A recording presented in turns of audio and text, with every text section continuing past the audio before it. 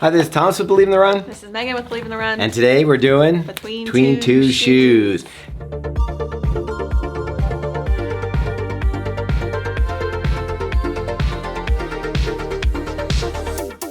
And Meg, we got Fast Day shoes today. I know you love Fast Day shoes. Who doesn't love Fast Is that Day your favorite shoes? category, or is Max Kush your favorite? They're tied. But we got two of your favorites here today. We do. The On Cloudboom Echo 3. Yes, you got it and right. the Nike Vaporfly 3. And both these shoes are great choices for the marathon. Would you go marathon in the Cloudboom Echo 3 or just short of? I think actually both of these are for the 13.1 and down. You like to have that extra bump from the Alphafly, Yeah, but maybe a some lot of people AirPods. are gonna go with these for full marathon. Let's talk a little bit about what makes them similar and then talk about what makes them not so similar. So there's a lot of similarities here. We have a minimal upper for both, very minimal tongue. You've got the PIBA, classic PIBA foam and a carbon fiber plate, which is what we love in a race day shoe. Super lightweight. One is a little bit lighter than the other. We'll get into that. Similar stack heights. You've got 40 and 37, 8mm drop, 9.5mm drop. So pretty close across the board. Sticky tacky rubber on the bottom, don't forget about that. Yeah. So when you talk about the collar, some of the things that you're gonna notice between these two shoes, in the past the Vaporfly had a little gaping around the ankle collar. They kind of fixed that in this one by kind of turning it in so you don't notice it as much. The heel counter works really nice, it's padded, but it's not a traditional style heel counter where I feel like the On is a thin but traditional style collar. You got padding all the way around it, a structured heel counter with a little bit of padding in there. The upper is not as, I would say, breathable as the one on the Vaporfly. I would have to agree with that. The laces are both very thin.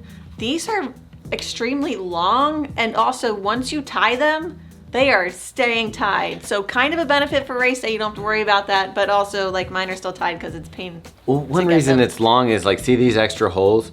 This comes with the ability to kind of customize the fit for you. So if you need that extra lace and you get that wider fit on the top, you've got the laces for it. Now this one, some people don't love the tongue. I like the tongue. It sits nice on the ankle. It's got that little split there. There's padding on the sides, off-centered. The Flyknit upper breathes amazingly well. I think they really dialed in the upper on this edition. They moved the plate around a little bit or something where you get a little more cush, and maybe it's just the rubber on the bottom is thinner than the previous model, so you kind of feel a little more responsiveness off the toe of this one. So I really like this one. It's gonna take a lot to beat it and change my mind. Meg, what are some of the reasons I'd wanna wear this one over this? This is just a fun shoe to run in. I feel like they've got this new PIBA foam underfoot that is bouncy. Paired with this carbon fiber plate, you just, especially when you're running fast, I feel like the turnover is there, you get the pop from the plate, and it just feels really good underfoot. I'd say that one has a more aggressive toe spring, but the foam is a little bit on the denser side compared to the Vaporfly. Yeah, I would have to agree, and maybe just a little bit heavier. I guess denser, heavier go hand in hand. And I will say, I think that the Vaporfly, even though it is on a fairly narrow platform, does feel a little bit more stable than this shoe.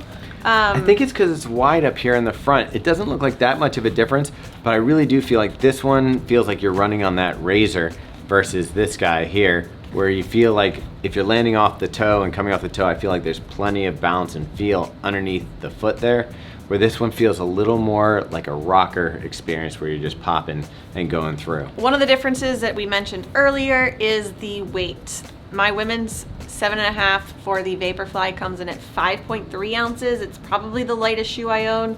And the On for my women's 7.5 comes in at 6.6 ounces. So still extremely light, but it's over an ounce heavier. Yeah, for my size 10.5, it's 7.3 for the Vaporfly and 8.6 for the On. Less concerned when you're on the shorter distances, and I think that's kind of where both of these shoes excel, is when we're talking 10K, 10 miles and below. I think Everybody's gonna be like, what? Vaporfly is my marathon shoe. that's fine. I prefer them for the shorter distances.